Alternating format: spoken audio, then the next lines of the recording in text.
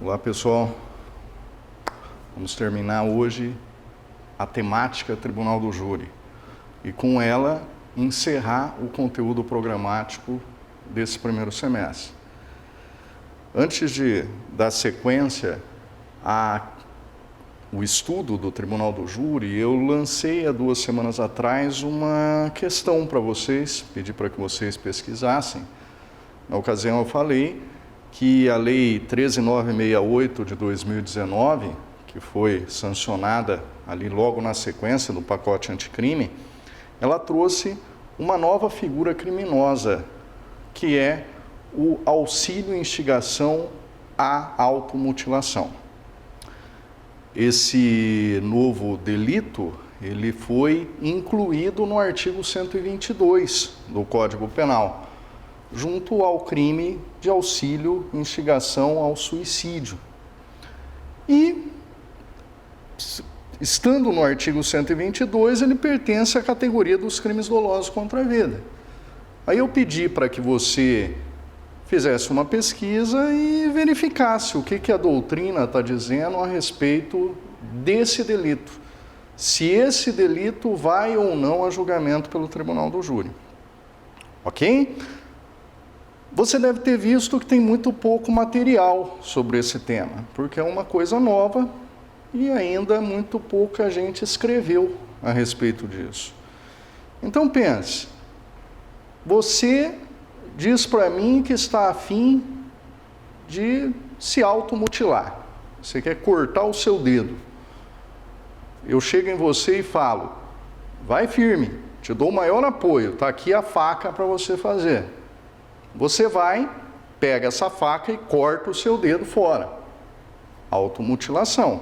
Eu te auxiliei, eu te dei um apoio material ao emprestar a faca para você fazer isso. E aí, eu vou a julgamento pelo Tribunal do Júri? Pois é, gente. Tem gente que fala que sim, porque esse delito está categorizado nos dolosos contra a vida. Tem gente que fala que não, que esse ato de auxiliar, instigar alguém à automutilação, ela não tem ideação suicida. Então, não tendo ideação suicida, ela não vai a júri. Qual que é a minha opinião a respeito desse tema? Como eu te disse lá atrás, essa nova figura delituosa deveria pertencer a um outro artigo, deveria ter sido enquadrado em outro dispositivo que não o 122, que não os crimes dolosos contra a vida. Porque se você tem uma situação de automutilação, nem sempre você tem uma ideação suicida. Se você não tiver ideação suicida, por que você vai enquadrar esse novo delito dentro do artigo 122, que já é uma figura de auxílio e instigação ao suicídio? Pois bem, mas o legislador não quis assim, o legislador optou por enquadrar esse delito nessa categoria. Mas e aí, ele vai a júri? Pois é, na minha opinião, não. Se esse ato que foi praticado, ele não tem ideação suicida, ou seja, a iniciativa do agente era simplesmente auxiliar alguém a se automutilar, sem que isso viesse a trazer algum risco à vida dele, esse delito não pode ser da alçada do Tribunal do Júri, tá? A não ser que a automutilação, por si só, tenha uma ideia suicida. Aí tudo bem, certo? Caso contrário, não há razão para levá-lo a julgamento pelo Tribunal do Júri, mas sim pelo juízo comum. Ok? Mas como eu te disse, você vai encontrar autores defendendo esse posicionamento, autores defendendo o posicionamento contrário.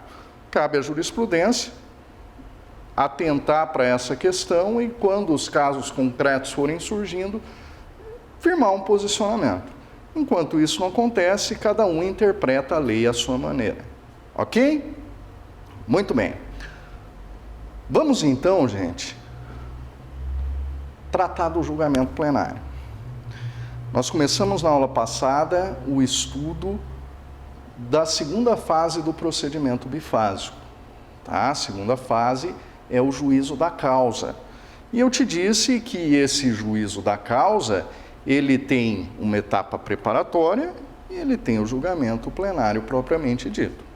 A etapa preparatória nós já vimos na semana passada e coube agora nós tratarmos especificamente do julgamento plenário. Para que a gente possa entender o passo a passo de como é que é um julgamento plenário no Tribunal do Júri, nós vamos ter que nos transportar ao dia do julgamento, aquele dia em que os jurados comparecem ao tribunal para poder julgar um determinado réu dentro de um caso concreto. Ok? Vamos lá então? Pois bem, imagina o seguinte, gente. Chegou o dia do julgamento. Várias pessoas foram intimadas para se fazer presente naquele julgamento. Mas pode acontecer de alguém vir a faltar. Qual que é a consequência da ausência de certas pessoas no julgamento plenário? Vamos ver. O juiz. Se o juiz faltar, não tem júri. Afinal, ele é o presidente do Tribunal do Júri. Então, se ele se ausentar, por motivo justificado ou não, a sessão deve ser adiada. Não tem como fazer um júri sem juiz, ok? E o Ministério Público? Chegou no dia, o promotor não compareceu. O que acontece? Se ele tiver uma justificativa, ok, o julgamento é adiado. Estava vindo pro tribunal e, sei lá, se envolveu num acidente de trânsito, teve que ser hospitalizado, ou seja, não pode comparecer no julgamento. O que acontece? Não tem como sair o júri, o julgamento é adiado. E se a ausência for injustificada? Simplesmente o promotor não compareceu, não disse por que não veio, enfim.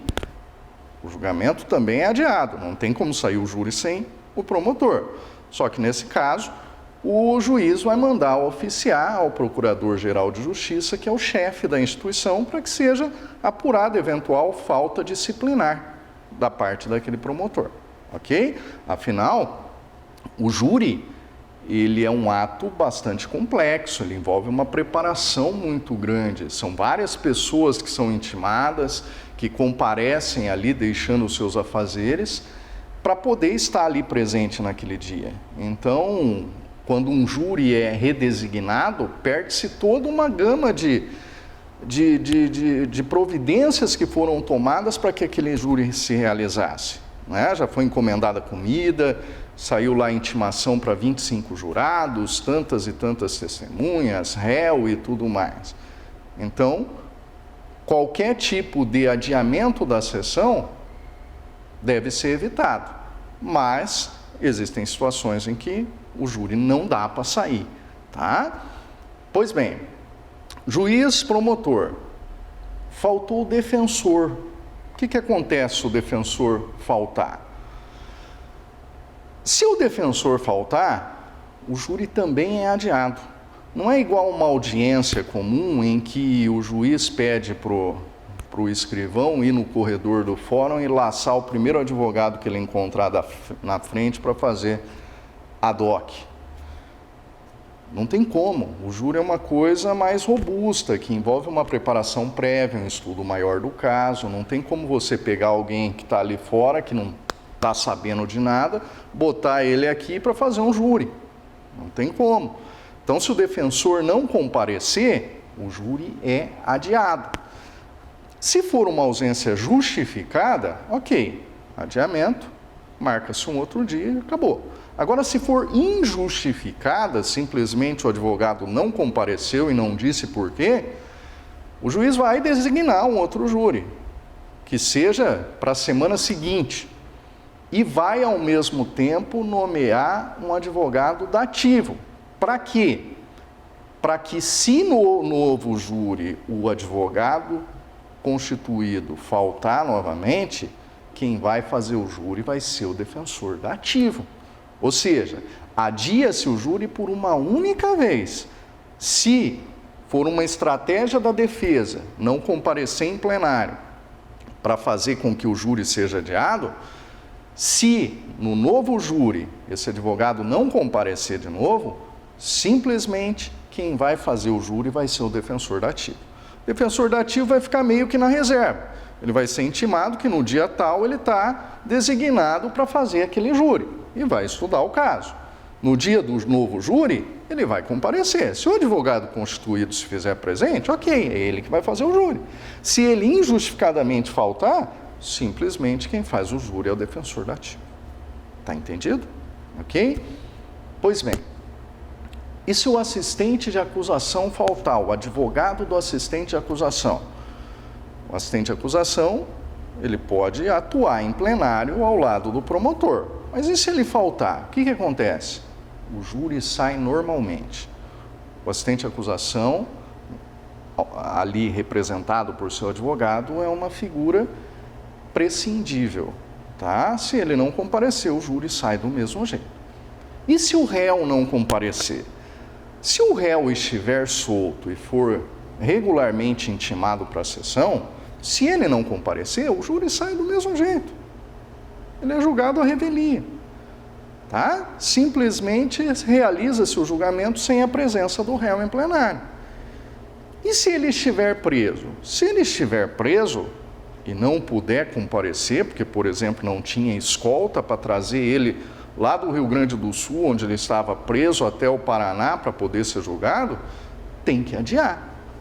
Não tem como sair esse júri, a não ser que o advogado de defesa peça a dispensa daquele réu da sessão de julgamento. Aí tudo bem, tá? Se houver o pedido de dispensa da defesa, não tem problema, o júri sai. Caso contrário, tem que redesignar, porque o réu tem o direito de se fazer presente àquela sessão plenária. O que tem sido feito agora é quando o réu está preso ou residindo em outra comarca, oportunizar ele acompanhar o julgamento por videoconferência. Então ele vai ser interrogado por videoconferência. É uma possibilidade, não há problema nenhum nisso, tá? O que importa é você oportunizar ele a participar do julgamento e ser interrogado dando a sua versão sobre os fatos, ok? Pois bem, eu te disse lá nas nossas primeiras aulas que pode ocorrer de um crime doloso contra a vida estar sendo julgado em conexão com um delito de ação penal privada, tá? E aí? Promotor é o titular da ação penal pública. O querelante é o titular da ação penal privada. Tanto o crime de ação pública como de ação penal privada, eles vão ser julgados, por força da conexão, pelo tribunal do júri. Mas pode acontecer que aquele querelante, representado pelo seu advogado, não compareça no dia do julgamento. O advogado simplesmente não veio, foi intimado e não compareceu. O que acontece? O julgamento sai do mesmo jeito em relação ao crime doloso contra a vida. Tá? Então vai ter júri.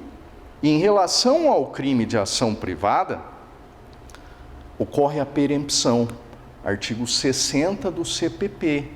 Por quê? A perempção é uma causa extintiva de punibilidade se estiver presente uma das hipóteses do artigo 60 do CPP. E lá você vai visualizar. Se o querelante não pedir a condenação do réu nas alegações finais, no caso, nesse momento dos debates onde ele deve comparecer e fazer o pedido de condenação, ou se ele deixa de comparecer injustificadamente a algum ato do processo, o juiz vai considerar perempta a ação penal e vai extinguir a punibilidade daquele réu. Ou seja, o nosso réu vai ser julgado apenas pelo crime doloso contra a vida de titularidade do Ministério Público. O crime da alçada privada fica incidida a perempção e a consequente extinção da punibilidade do réu. Tá entendido? Ok. Joia. Imagina o seguinte, quem mais que tem que comparecer no dia do julgamento? Testemunha. A testemunha, gente, existe aquela testemunha da terra e a testemunha que não é da terra. Testemunha da terra é aquela que reside na comarca de realização do julgamento. Ela deve comparecer, se for intimada, tanto. Mas existem outras testemunhas que são de fora da comarca, que são de outro município, de outra comarca, enfim. Essas testemunhas não são obrigadas a comparecer. Se quiserem comparecer, moram lá em Santa Catarina e faz questão de comparecer para dar o seu depoimento. Tudo bem, ela comparece e presta o seu depoimento. Agora, ela não é obrigada a comparecer. Nesse caso, pode a parte que arrolou pedir que ela seja ouvida por carta precatória, tá? E essa oitiva através da carta precatória tem que ser feita antes da sessão plenária, para que se possa reproduzir aquele depoimento na sessão plenária. Se isso não for feito, ela não tem obrigação de comparecer. Agora, se a testemunha morar na mesma comarca onde o julgamento é realizado, ela é obrigada a comparecer. Se ela não comparecer, ela responde por crime de desobediência e ainda arca com as custas de condução do oficial de justiça. Tá, mas e aí? Não compareceu, o julgamento sai? Pois é. Lembra na semana passada que eu te falei que lá no artigo 422 do CPP, ao arrolar a testemunha, a parte tem que dizer que está arrolando ela em caráter de imprescindibilidade? Pois é. Se ela arrolou em caráter de imprescindibilidade, simplesmente o júri não tem início enquanto aquela testemunha não for trazida a plenário. É claro que cabe à parte que arrolou indicar o local onde ela pode ser encontrada naquele momento. Ah, ela está na residência dela, ela foi para o serviço dela. O juiz vai mandar o oficial de justiça lá buscar o fulano. Enquanto o fulano não chegar, o júri não tem início. A não ser que as partes convencionem e o juiz concorde de dar início a toda a solenidade do júri, sorteio de jurado, enfim, até que aquela testemunha seja encontrada e trazida a plenário. Tá? É claro que ela vai ser penalizada por essa inércia. Afinal, o júri acabou se comprometendo no seu andamento porque ela simplesmente não veio. Agora, se essa testemunha não foi arrolada em caráter de imprescindibilidade, se ela não vier, o júri sai normalmente. Tá entendido? Ok? Pois bem, e os jurados? São 25 jurados que são intimados para cada sessão do tribunal. Desses 25, precisa que no mínimo 15 se façam presentes para que o júri possa sair. Se o júri for constituído e não tiver o número de jurados suficientes, ele é nulo. Eu não tenho como constituir a sessão, da abertura à sessão, se tiver 14 jurados. Não tem como. Estou sujeito à nulidade. Tá? Então, para que o juiz possa iniciar a sessão do júri, precisa que dos 25 jurados intimados, no mínimo 15 estejam presentes. Aqueles que não vieram, foram intimados e não compareceram, sem justificativa alguma, o juiz vai arbitrar uma multa, geralmente em torno de um salário mínimo. Ok? Pois bem, gente, imagine que todo mundo compareceu, não faltou ninguém, o júri está constituído, bonitinho. O que acontece na sequência? O oficial de justiça, constatando que todas as partes compareceram, que existe um número suficiente de jurados, ele vai ter a ordem do juiz para que vá até a porta do auditório fazer o pregão. O que é o pregão? É um momento em que o oficial de justiça vai até a porta do tribunal e lê em voz alta que está sendo levado a julgamento naquele dia o réu fulano de tal pelo crime tal, atua como promotor de justiça o doutor fulano de tal, como defensor do réu o doutor fulano de tal. Isso é o pregão. ele apregoa o julgamento, ele dá ciência, dá publicidade àquele julgamento. Ele vai até a porta do tribunal, faz o pregão, volta até o juiz e diz: doutor, as partes estão apregoadas. Todos compareceram e o número de jurados é suficiente para constituir a sessão. Nesse momento, existe um dispositivo lá no artigo 571, inciso 5 do CPP, que é de suma importância e você não pode deixar de saber. Lembra que eu te falei que, desde a decisão de pronúncia até aquele momento do pregão, foram tomadas várias providências, foram praticados vários atos processuais. Então teve lá a fase do 422, teve o deferimento ou não das provas, teve o relatório do processo, teve a designação de sessão do júri, teve a designação do sorteio dos jurados, teve o sorteio dos jurados. Uma gama de atos processuais foram praticados dentro desse interim. E aí, por que eu estou te dizendo isso? Porque se houver alguma nulidade relativa que tenha que ser arguída em relação a esses atos processuais que foram praticados desde o artigo 422 até aquele momento do pregão, é naquele momento que a parte deve arguir, logo após o pregão, sob pena de preclusão. Ou ele faz naquele momento, ou ele perde a possibilidade de fazê-lo. Tá? Então é uma coisa que você tem que saber. Nós vamos voltar a estudar isso quando estudarmos nulidades lá no semestre que vem. Mas em relação ao tribunal do júri, existe essa regra específica. Tá certo? Ok. O oficial de justiça apregoou as partes, ninguém alegou nulidade. O que acontece na sequência? Na sequência, o juiz vai proceder à advertência dos jurados. O que é isso? Ele tem à sua frente uma quantidade de 15 a 25 jurados sentados ali. Ele vai dizer que não podem servir no mesmo conselho marido e mulher, cunhado e cunhada, irmãos, enfim. Não vai poder servir no mesmo conselho amigo íntimo, inimigo capital, seja do promotor, seja do réu, seja do advogado de defesa, enfim. Não vai poder servir no mesmo conselho as pessoas que se enquadrem em qualquer das hipóteses de impedimento, suspeição e incompatibilidade.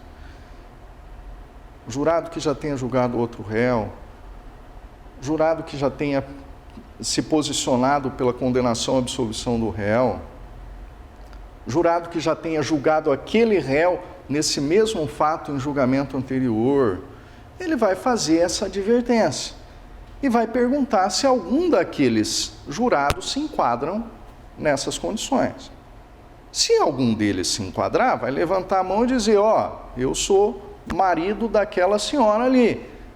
Então o que acontece? Aquele que for sorteado terá excluído automaticamente o outro. Tá? Quem for sorteado primeiro, o outro está fora.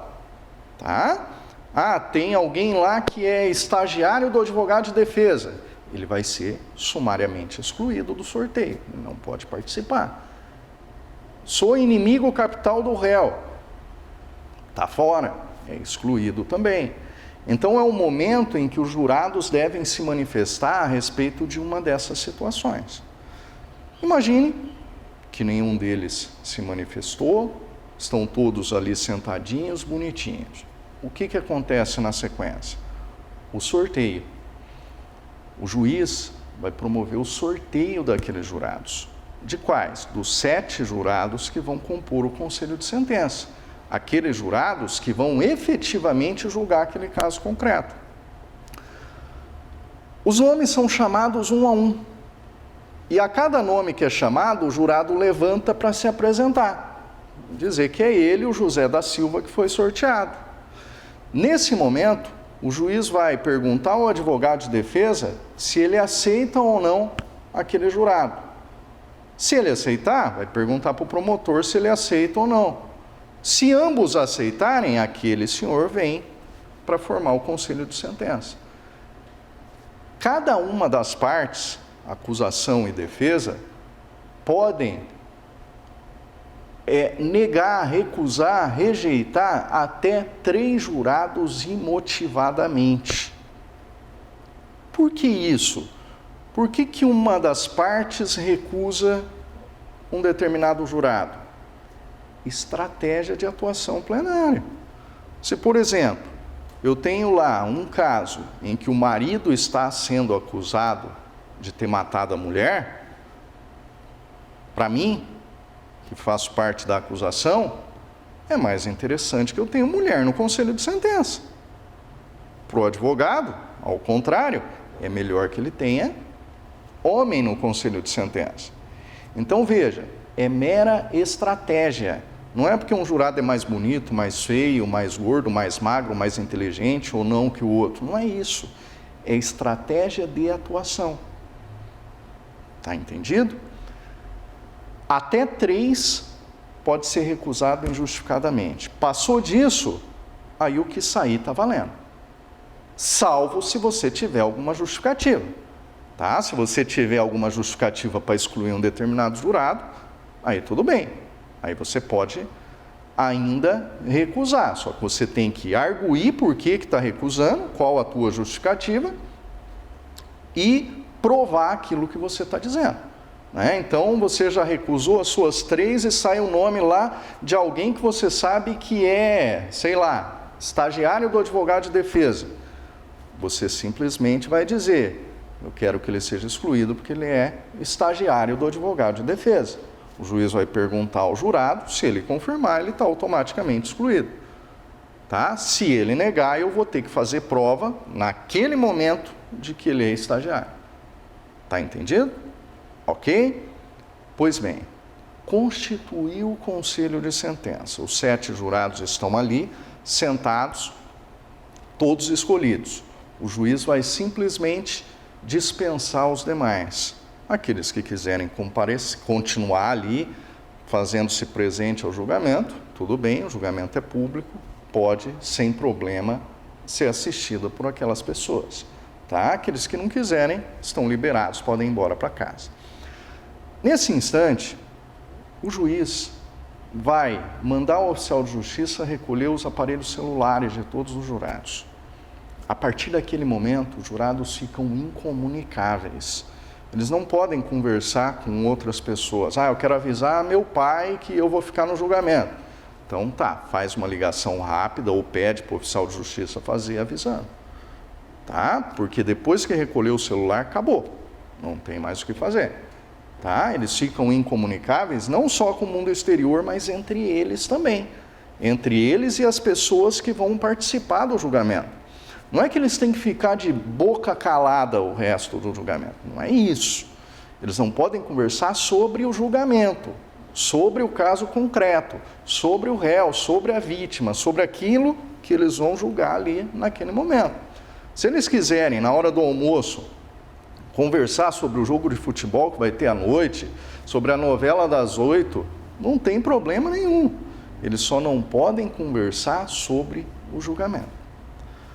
Pois bem, os jurados tiveram recolhidos os celulares, foram advertidos de que não podem se comunicar e, nesse caso, é entregue para os jurados cópia do relatório do processo e da decisão de pronúncia. Para quê? Para que eles possam ter o primeiro contato com o caso. O juiz vai dar alguns minutinhos para eles paginarem ali, ver o que estão julgando, quem é o réu, quem é a vítima, qual que é a acusação, enfim, para poderem começar já a se situar em relação àquilo que eles vão julgar. Tá? Ok. Nesse momento, o réu é chamado para entrar em plenário. Se ele estiver preso, ele vai ser conduzido pelos policiais que estão ali fazendo a escolta. Se ele estiver solto, ele vai chegar, sentar do lado do advogado e lá ficar. tá? Enquanto isso, as testemunhas que vão prestar o depoimento estão incomunicáveis lá fora. Uma está na sala dos oficiais de justiça, a outra está no cartório, a outra está na sala das testemunhas, a outra está no corredor, enfim, incomunicáveis. Elas não podem se comunicar antes do depoimento, tá?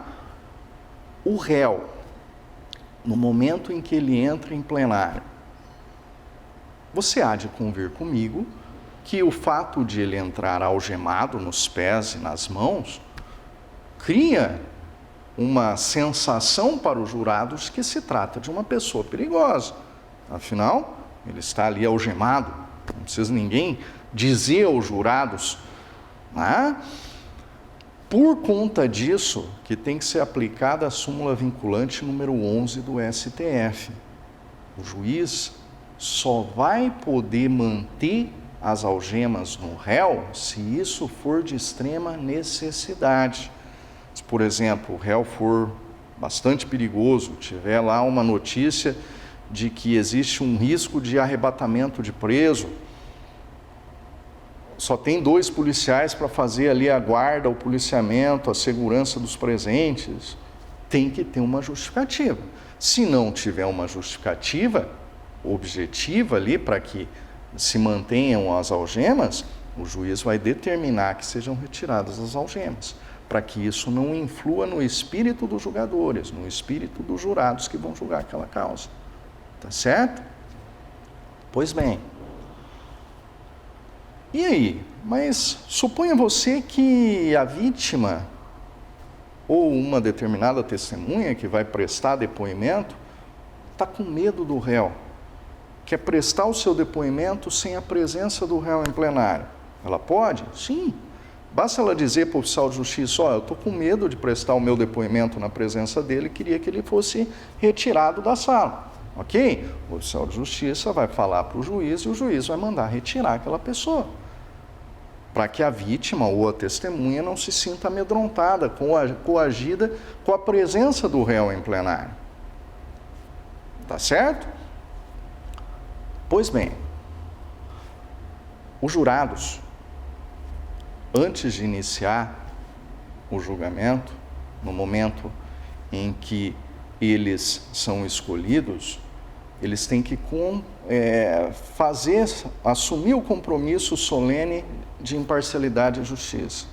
Eles têm que dizer que aceitam julgar aquela causa com imparcialidade e justiça dentro daquilo que for previsto em lei e previsto na consciência deles. Tá?